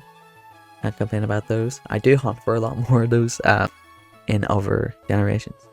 It's just specifically in Generation 1, a lot of them have been random. Charizard, caught in Violet, named Swirl. I guess just because of the pattern. It's not really a swirl pattern, but I don't know. Maybe it's more of the movements he's doing with his arms. But I'm not quite sure there. Hypno Male, which this Hypno does have a gender difference. This is another Let's Go Eevee Bad Quest member. Now you'll see it's level 26, because I don't think I used it on the team. I think it was just the last badge, and I needed something. It just wasn't fitting to put in the Elite 4 team, especially because I had to level it up and everything. But yeah, I do think it's a cool shiny. I like it turning full pink, even if it is a strange looking Pokemon. But yeah, it's called Stunning. That's great. And then there's the female Hypno in this one trans, because obviously the hypnosis aspect of the Pokemon. And I'm only just noticing what the gender difference is. It's the like fur bit around its like neck. It's a bit longer and has a different like pattern on the female. I don't know if you can notice that, but that's interesting. Krabby I caught in Let's Go Eevee, not a part of the badge quest. It was just caught generally, and it's called Laura. And then Kingler, a Gigantamax form I always forget exists, but it has one. And caught in Let's Go Pikachu, hence why it's level 100. And it's called Pinch because it's got big claws to pinch. Voltorb, which I got in Violet, called it Prange. Don't know that one either, but very cool shiny. Love it turning from a Pokeball to a Great Ball. And then there's Hisuian Voltorb, caught in, of course, Legends Arceus, and it's also neat because it looks like an Ultra Ball when it's shiny. As well as Cantonian Electrode, which caught in Violet, and the same Fearum. As well as Hisuian Electrode, who I call in Legends Arceus, who's named Gry, or Gree, not sure there, but all in all, very cool shinies, very cool regional forms. It's cute. Caught in Let's Go, it's called Cushion, because the latter half of Execution. Just took that off, but yep, there's Cushion. And then Canditor, got this in Violet, I'll say in, yep, Coastal Biome, which is a fun area because you can get both regional forms, but yep, it's called Yule, because I guess, yeah, if you see the date I got this in, it was actually Yuletide. I don't think it's anything I've ever celebrated, but it's something I acknowledged during the day, and I was like, oh, it's a tree. This kind of fits. Yule. And Alolan Executor, another Sunshiny. I do have the counters for this. It was 92 in SOS. This was actually my 10th shiny, so I got the 10 and was like, I need this tall guy. I actually do really like this Pokemon in this specific form. I remember back when I was younger, seeing all the jokes or whatever of this Pokemon, and like memes and stuff back in 2016 was funny. It definitely hasn't aged or is in any sense funny now, but it's cool to look back. It's called Smog because it's a dragon type. The whole thing with this guy is, oh my god, it's a dragon type, that's crazy. And it doesn't really resemble one. But I think it is a very cool Pokemon. And Grass Dragon type is always nice to see. There's a Cubone and Marowak, both caught in Let's Go. So there's Kingdom, and there's Evar. And then there's Alolan Marowak, which was caught in Ultra Moon. 17 encounters SOS, which is really fast. That's called Bonesy, or Bonzi. I guess the bone part of it, Bonesy would have made more sense maybe because it's holding a bone, but Who knows, maybe it's a really deep name that I can't recall. Then there's Hitmonlee, called Let's Go Pikachu, and it's called Muck. It's just in the Hitmonchan, who's called Juck, Muck Chuck. They probably don't have any more meat besides them just being counterparts of one another. This is another Let's Go Eevee Badge Quest member, probably around the 4th or the 5th badge, if I were to say. Or maybe later, is it called Victory Road? Yes, it is, so this might have been the last one. I don't think he was using on the team because he's level 47, but he was still there nonetheless. Lucky Tongue, strange looking Pokemon, but not a bad shiny. Called in Let's Go Pikachu, and of course, it's named Shio, who was another Neo Master from Hollow Knight. They taught the Great Slash. I don't think I have the third one here. Is it Oro that I'm maybe forgetting? I need to replay that game again. Really good, but anyway, there's Shio. It doesn't even look like the Neo Master. I think, again, this was another case of me just naming stuff because I was playing the game at the time. Anyways, there's Off the Coffin, got in Violet, and it has a Dawn Mark. Another Dawn Mark example. And a very interesting one, Weezing. Other than it being, it and Coffin both being really good shinies, I actually caught this in Black 2, which is the first and I think only Gen 5 shiny of this video. You can see there, caught in Burbank Complex. So what I said earlier about Pokemon being sent from up from previous generations before Gen 6 will show up, that's actually wrong, I'm realizing, because obviously this shows it and it was caught in Black 2. So it must have been anything before Gen 5. It doesn't have the first met. Well, yeah, I've caught in 2020 in the Unova region. So I think I'll go over this more in the Gen 5 video if I ever get around to doing that. But I did start a Generation 5 badge quest in Black 2. I got around 6 badges in before it kind of phased out and I never really got back to it. And then as you can see, I just transferred the Pokemon up for the Dex. But what I will say, without going into too much detail, the early hunts of that badge quest were super fast. Like this Weezing, for example, I got it in 290 encounters, and this was at the full odds 1 in 192. And there's hunts that are quicker than that, which is just absurd. But I think it's a very cool shiny. I wish I kind of completed that badge quest out, but I just fell apart from it. But it's called Yorker because obviously it's kind of polluting, and New York has a bit of pollution apparently. I was caught in Burbank in Unova, which is close enough to Castelli City. Very cool Pokemon. And then Galarian Weezing. Pilot, actually, not in Galar at all. This is like kind of like the Gigantamax example with Meowth, where I was traded back and given the Gigantamax event factor from Scarlet and Violet. This Weezing specifically was caught as a Coffin in Kitakami in Scarlet and Violet, and then traded back to Galar and then evolved. And it's called Faz, I think, because it's kind of got a similar color scheme as Freddy Fazbear, as well as the little like top hat thing. Again, there's been a lot of stretches in my nicknaming, and this is very much one of them. But it's charming, maybe. Then we have male Rhyhorn, which all of the Rhyhorns and Rhydons I caught in Legends Arceus. This one also has a gender difference. So there's Cameron, the male Rhyhorn, and then Bash, the female. So the main gender difference here is the horn for the female is a lot smaller than the horn for the male. And this one's called Bash because of the Skylander, I think. I played Skylanders a lot when I was younger, and I had Bash, so it's very memorable. And it kind of looks pretty close to it, honestly. I'd say that's a pretty good nickname. For what? Great nicknames. There's Smash, the male Rhydon. It's just strong, so it smashes. And then there's the female Rhydon called Cheetle, I guess because Don Cheetle, but it doesn't really fit at all. So I might have just been watching like Space Jam 2 or some other movie with Don Cheetle in it. I love that was the first example I went to. But yeah, Rhydon, the main gender difference is probably the horn again. Yeah, it's kind of harder to tell, but yeah, it's definitely noticeable. The horn is smaller on the female. And then there's Chansey. Yet another green shiny. I've seen so many of these because of those Let's Go catch combos over the years that I think I didn't catch a lot of them because they just show up so frequently. But besides the points, this one isn't even from Let's Go Pikachu, it's from Ultra Sun, and I got it for SOS. I must have been grinding XP when I was doing it, because I don't think I would go out of my way to target it, which explains why it's named Experience. So I must have been XP farming it. And there's Pangula, a very cool Pokemon, and I'm glad it's getting a bit of love in Pokepias, like Professor Tangrowth. Very, very good to see that. And it's called Pasto, I guess, because the way it's all tangled up is kind of pasta-esque, so I named it that. But yep, caught in Legends Arceus in the coastlands. In a luxury ball, so another Pokemon Shield Dynamax Adventures Pokemon, and this Pokemon also has a Mega, which is very cool. I know it was broken in VGC back in the day. Hopefully it gets it's still good use in Champions from what I've seen. But yeah, it's called Moto. I don't know why, but very, very cool. Very cool Pokemon. Then there's Pix, the Horsey. Both Horsey and Seadra are caught in Violet, so there's Pix and there is Serps, because it kind of looks like a serpent. We have more water types, so we have the Goldings and Seekings. There's 2 of each because of gender variants, so all of these were caught in Let's Go.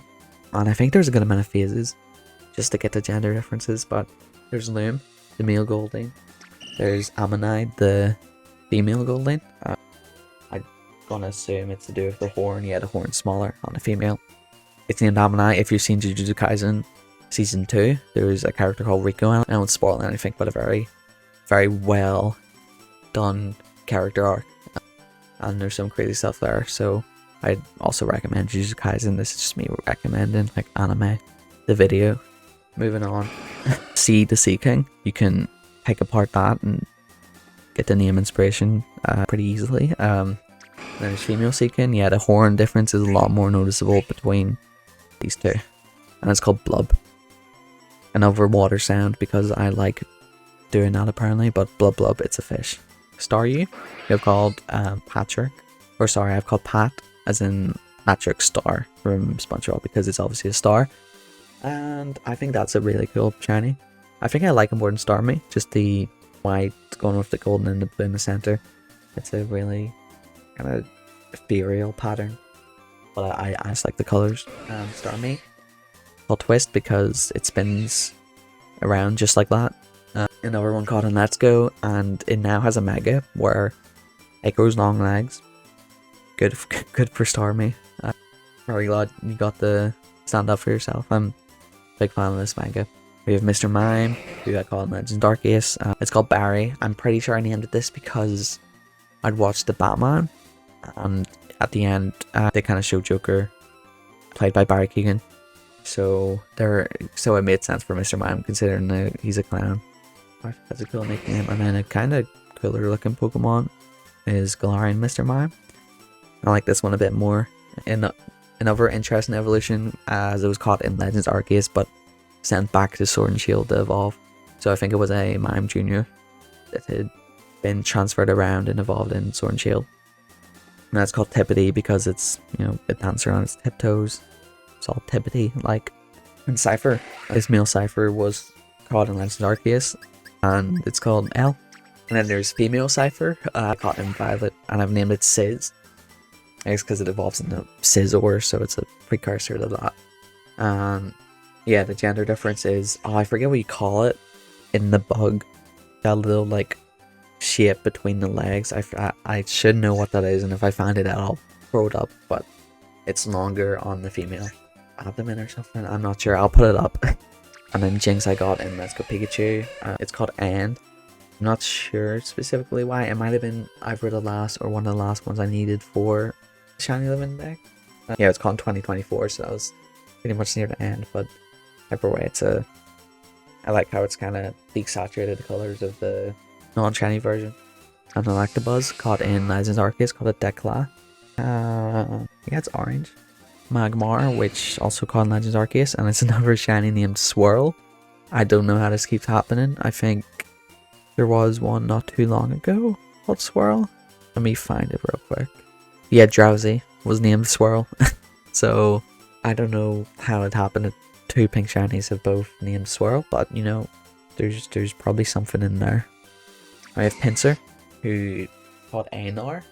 think that's how you say that. This is another Villain Saga character to go along with the Farfetch'd. And this one also has a Mega Evolution, which I always forget exists, but it's cool looking. Then there's Cantoni and Tauros. I'm glad this exists because finally another Pokemon that's not in Legends Arceus, Let's Go Pikachu, or Scarlet and Violet, because I feel like I've been saying that all over and over again. I got this in Brilliant Diamond, specifically as a radar encounter. So I chained the radar up to 40, which wasn't easy because it's a lot easier to have your chain mysteriously break into those games. But I got it to 40 and then eventually got the yellow or green Tauros and its name Zone because alongside like Chansey and Kangaskhan, Tauros is very central and iconic to the Safari Zone, at least in Gen 1 and 3, where it's like a very rare encounter. So it just reminds me of the Safari Zone anytime I see it. Then we have the Hotline Tauroses, all three of them. These were very hard to see, at least I'm not sure if it's maybe been improved in the Switch 2 versions, maybe because of the frame rate or just how many Pokemon spawn, it's like slightly easier to tell. I don't know, maybe because of resolution. Or maybe it's the exact same. Probably is. Anyways, this was very difficult to spot. And there is no R, because it's black.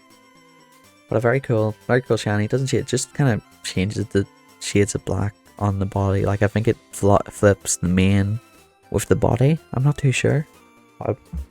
Very cool nonetheless. And then there's Blaze Breed, which I caught in Scarlet. I actually have the encounters for this one. I think I was tracking, it was 1393 encounters. And it has the lunchtime mark and the Gorman mark, so it was seemingly a very hungry Pokemon. I think the lunchtime mark is just there's a chance of getting that when you catch it, and then the Gorman mark is there's a chance when you're making a sandwich within your party that it gets that mark. So then get 2 marks obviously from the encounter. But very cool, and it's called Burning because it's a fire type. It's Blaze Breed. And then Aqua Breed, I think I like this one a bit more, at least in terms of design. But yeah, I got this in Violet because it's a version exclusive form, so Scarlet gets Blaze Breed, Violet gets Aqua Breed, and it's called Drop. I think because of like a water drop, but that's my only assumption. If it's high enough, if it's similar to the naming convention for Blaze Breed. And I like the tail for this one, because actually they're both cool. They're cool forms that I want to see more of.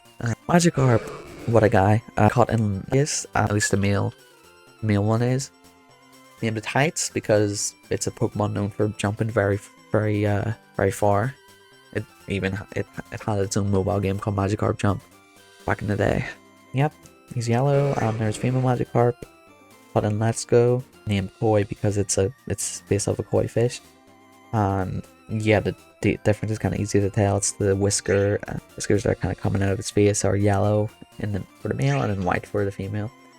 And Garcarp is yet another Pokemon Sun, one of first shinies. This was my third shiny in those games, so I think I went the Alolan Raichu, and then Lucario, and then Gyarados. So very early on I hunted this, which is a weird one to kind of hunt when I could have just got it in a Gen 2 game or anything more accessible, but I think because of its notoriety I just wanted to hunt it in Sun and Moon.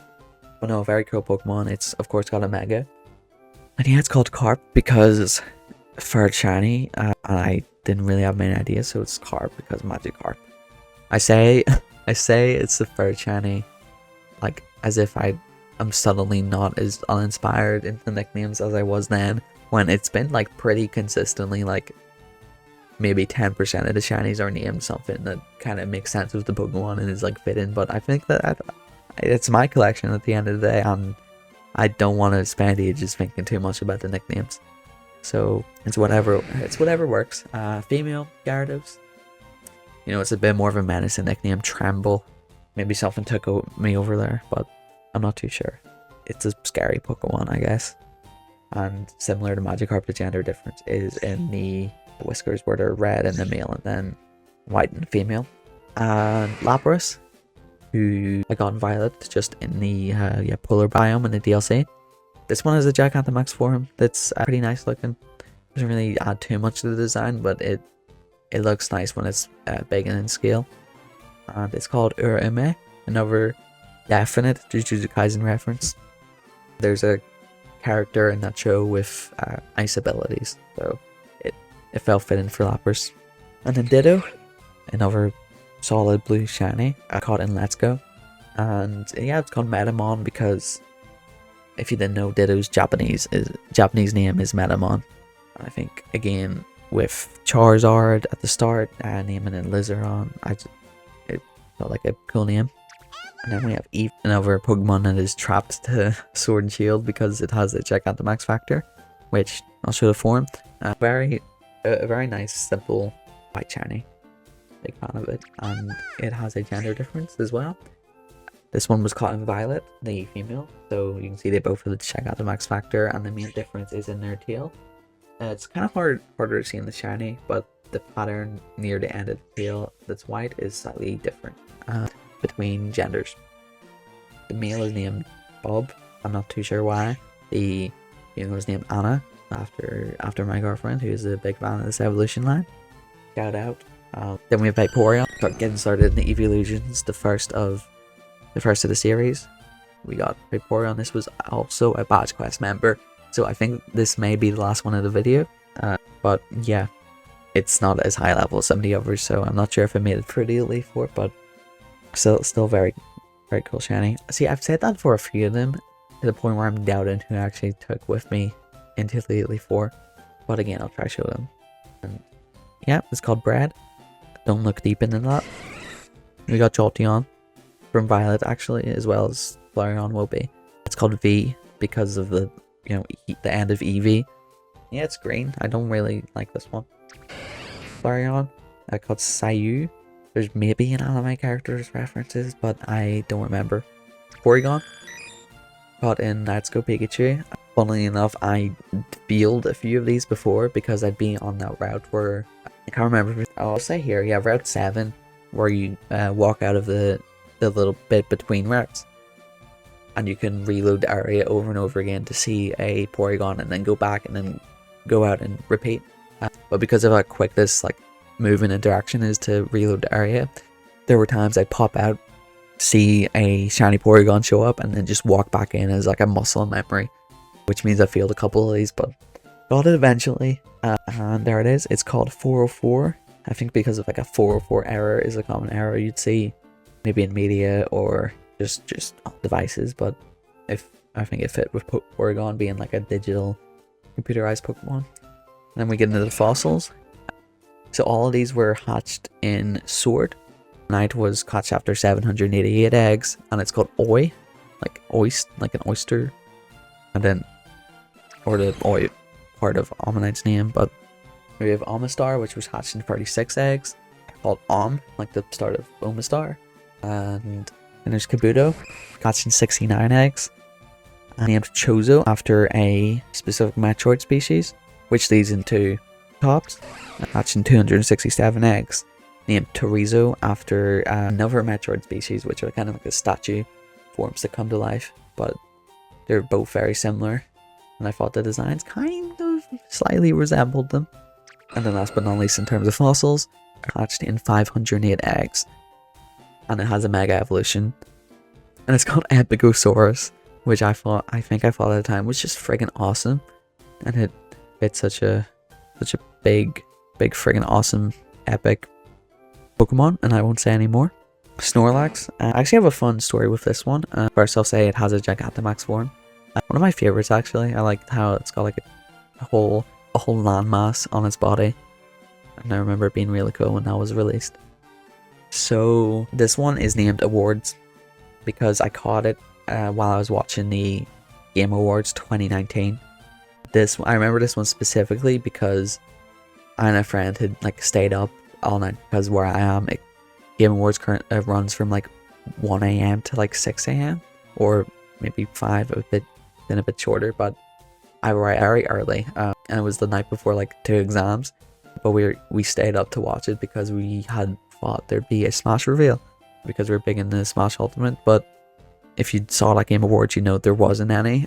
Funnily enough, there was a Smash announcement in the 2018 Game Awards and the 2020 Game Awards, but none on the year we'd set up for. But either way, I was hunting this on the side, in Cerulean Cave and encountered it, and I just thought I'd use a Master Ball because I didn't want to deal with it fleeing. But very interesting. Annie, yeah, nearly just over 6 years, which makes me feel old as hell, but very cool story behind that one. And there's Frost, the Articuno. This brings us to the legendaries, the first ones of the series. Yeah, most of these will be caught in Ultra Space, in Ultra because there's a period where I just went and tried to hunt as many as possible. I think I've hunted them all. There's some exceptions where later on there's multiple forms of legendaries that maybe are in different games or whatever, but at least for this video, most of the legendaries, actually all of the legendaries, are caught in Ultra Space.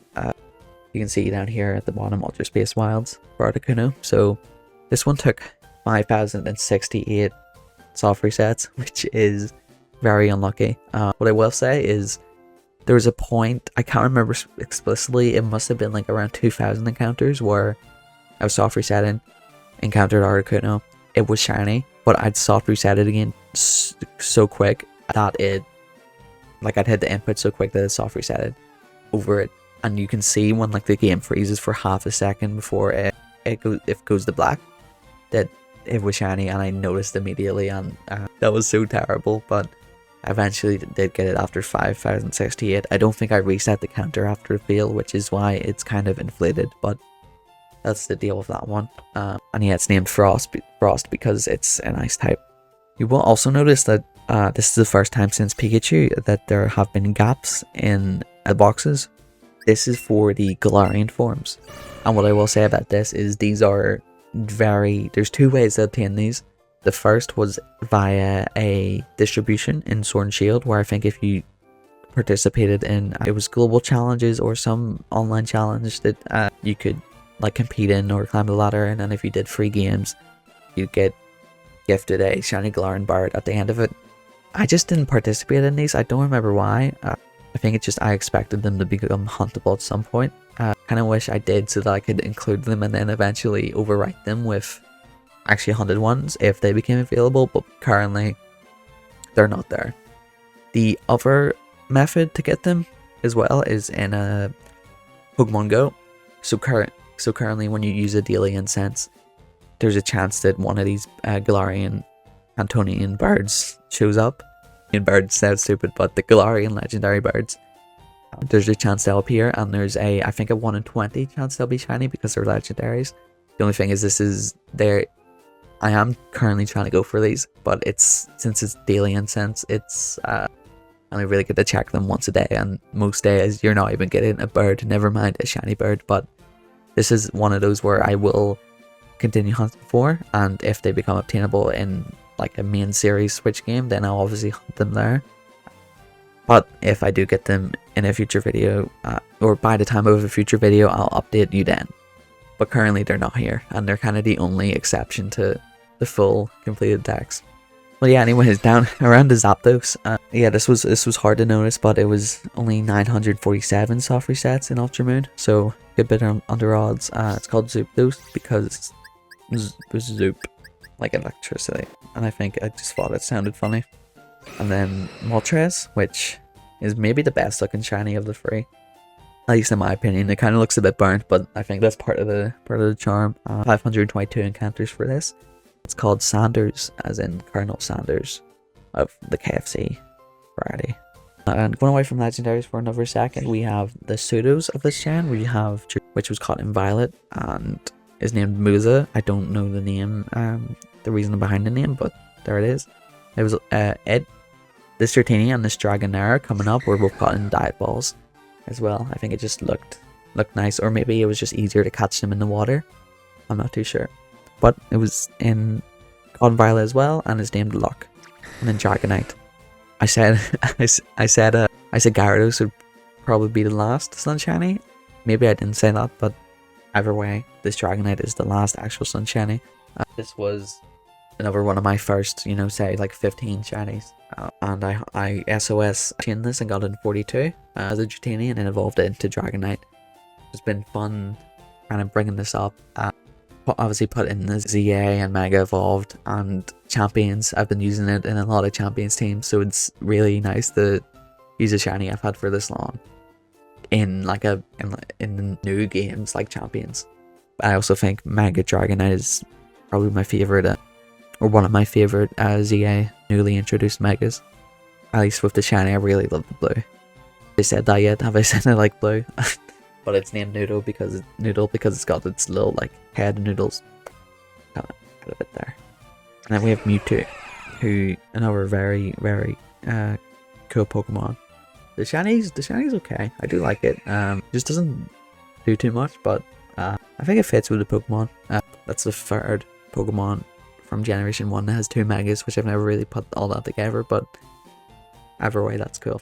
Again, calling Ultra Space Wild after 1,785 soft resets, so just a bit over odds, but definitely worth it for the Pokemon with its legacy and the kind of iconic nature of this legendary. And it's named Sky, which is a very simple name, but it's psychic and it sounds cool. And very last but not least, we have one of my favorite Pokemon, not even regarding the shiny, but it's definitely one of my favorite shinies as well as that, the mythical of Generation 1, Mew.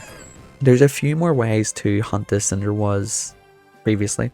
My one is specifically caught in Emerald, using an event that was never distributed. The event was using the old C map, and that lets you get into this area where you can do runaways for Mew. Since this item was never distributed, and also I wasn't really playing the series at the time I would have been, I used this device called the GB operator to back up my saves for Emerald to my PC, and then imported the event through software. Just put the item into my save file, which of course is the most legitimate way to do the things. And if there's better ways, or like say Emerald comes to Switch and they introduce an item like they did for Fire or Leaf Green and they Deoxys, Ho and Lugia items, then I'd of course encounter there. But other than the item being injected into the game, the hunt itself is fully legitimate. I got this in 2,500 encounters just by doing runaways, like 2,500 on the dot, which was crazy at the time and very under odds. I caught it in the dive ball as well because I matched the shiny. I don't really do this too often. You might have noticed a lot of the Pokemon were caught in Ultra Balls or Quick Balls or Dusk Balls, but some exceptions like this apply where I'm not lazy and decide to pick out a ball that looks good on it.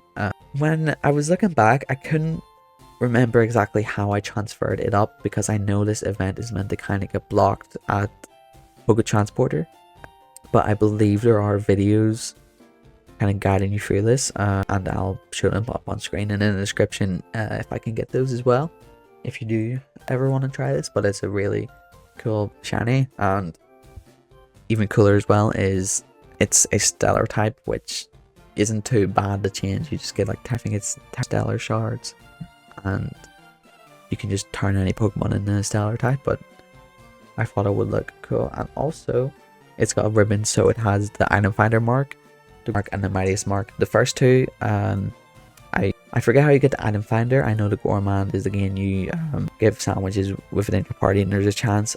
I think the item finder is maybe just if it's in your party when you find items, or it picks up items while it's in Let's Go mode, but I'm not too sure there. The mightiest mark I think you get from the event where there was like mightiest Mew raids, and then if you had a Mew of your own and defeated them, or it might have been a Mewtwo raid, sorry. Yeah, I think I'll put the correct information because I'm kind of going off memory here, but I think it was a mightiest Mewtwo raid and you got a Mew. But any Mew you used and beat the raid, it would obtain the mightiest mark. So I think it's really cool that my shiny Mew that's transferred all the way up from Pokemon Emerald has this mark. And it's also modest, which I don't know if that's fixed, but that's a that's a very cool nature to have if that was random. But no, this is definitely one of the favorite Pokemon I've hunted ever shiny. And I also can't nickname it anymore. I didn't when I caught it, and I wish I did, but it's another one where when I put it in the Scarlet and Violet, I can't change the nickname. I think I already changed it or something, but I'm not too sure. Anyways, I still think it's fine, and I think this is a really sick Pokemon. Definitely one of my favorites. And yep, that's all for me. That's my full Generation 1 Shiny Living Form Dex. If there's any like questions or anything I didn't really cover about how it works, or any specific hunts you want to know more about, or Pokemon you want to know more about, please drop it in the comments, or drop any facts about your Shiny Dex, or if you're going for Shiny Living Form Dex, please do drop it in as well. I'd really like to hear about it. But yeah, I'm very proud of how this has been progressing, and currently there's maybe 200 to 300 forms I don't have. There's some dexes with gaps, but there's at least one more that is fully completed, so there'll be a video on that at some point. I also will do a bonus video on any duplicates, any Go Shinies, and then of course any Shinies that eventually get added back into this dex. But as of mid-2026, this is the Generation 1 Living Dex. And yeah, just like to say thank you if you made it this far. Thank you for watching. Please do give the video a like or comment, and maybe subscribe if you're interested in seeing the future episodes and future overviews of my shiny collection. Thank you for watching, and bye.